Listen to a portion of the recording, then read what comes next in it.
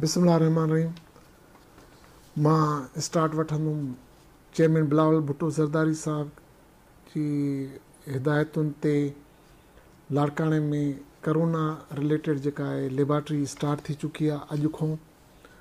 ऐं मां शुक्रिया अदा करणु चाहियां थो चेयरमैन साहब जो असांखे स्पेशली लाड़काणे में जे एज़ अ फोकल पर्सन मूंखे इहो हूंदो त असांखे 3-4 ॾींहं लॻी वेंदा, सैंपल ईंदा, कराची टेस्ट थींदी, वरी वापसि ईंदा त 3-4 ॾींहं असांखे लॻंदा रिपोर्ट अचण में।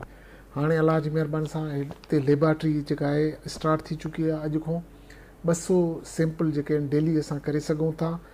ख़ुदा न ख़ास्ता अगरि इन जी इनहांस करणी पई कैपेसिटी त उहा बि वधी सघे थी। ऐं मां तव्हांखे ॿियो हिकिड़ो शइ बि तव्हां सां डिस्कस करणु चाहियां पियो त 2-3 ॾींहंनि खां हिकिड़ी ख़बर पई हले त ज़ीशान नाले ॿार जे लाइ त उन ते कुते जॾहिं उनखे चक कयूं त उन जी प्रॉपर ट्रीटमेंट जेका आहे उहा लाड़काणे में न थी।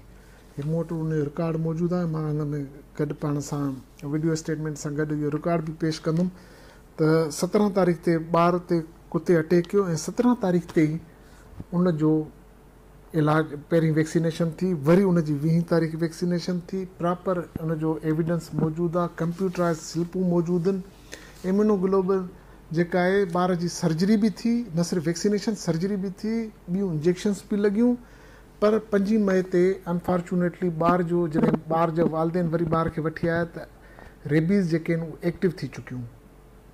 ऐं दुनिया में किथे बि रेबीज़ एक्टिव थियण खां पोइ इलाजु कोन्हे, न सिर्फ़ु लाड़काणो बल्कि कराची पाकिस्तान जे कंहिं बि शहर में, पूरी दुनिया में किथे बि ख़ुदा न ख़ास्ता रेबीज़ एक्टिव थी वञनि त उन जो इलाजु किथे बि कोन्हे।